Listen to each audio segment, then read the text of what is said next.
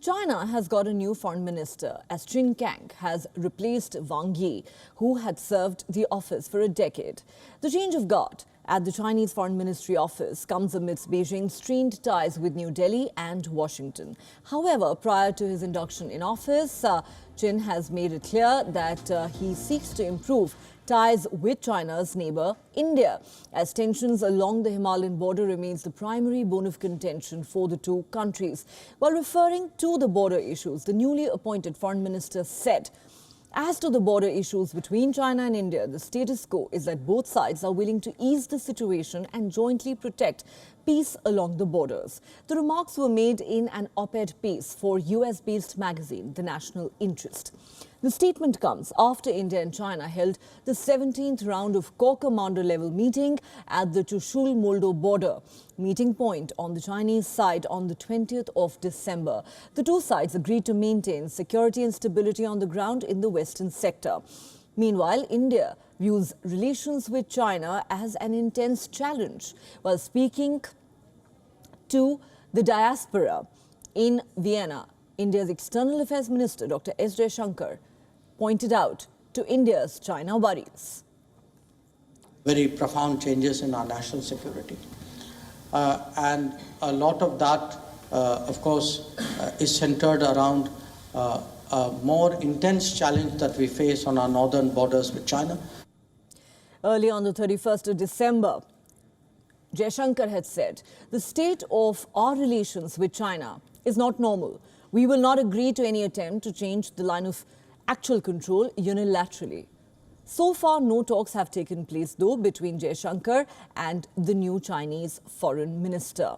On the other hand, US Secretary of State Antony Blinken spoke with Qin before the latter assumed office. Blinken said he discussed the US-China relationship and the two talked about maintaining open lines of communication. Shortly after, Qin, who is Beijing's former ambassador to Washington, took to Twitter and said he looked forward to continuing close working relations with him for a better US-China relationship.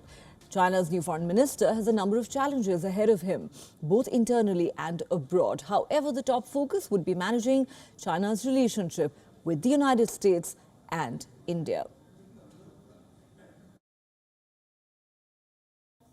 For more on this, we're now joined by WION's principal diplomatic correspondent, Siddhant Sibal. Siddhant, India's External Affairs Minister once again making the point that the India-China relationship is obviously a very complex and prickly one, referring to it, in fact, as an intense challenge. What does the new foreign minister coming in really mean for India at this stage? Well, basically nothing, because what he has said, the foreign minister designate in his capacity as the Chinese envoy to US, because it's basically an op-ed written in a magazine, and he basically is saying something that has been reiterated by the Chinese side multiple times. The only new thing about the comment is that it has been made by a new person who will be looking after the foreign policy of China. Remember what happened in December when the clashes happened in Arunachal Pradesh.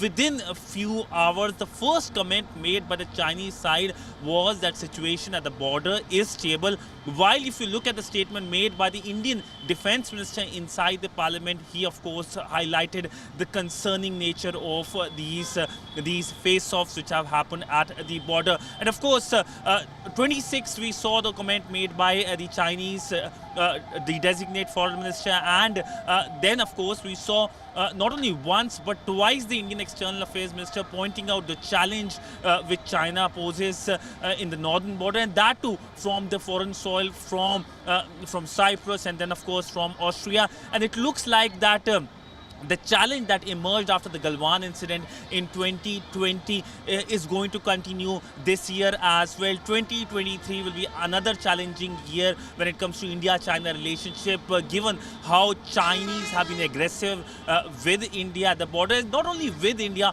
but other countries in the region as well. All right. Thanks very much, Siddhant, for getting us all those details.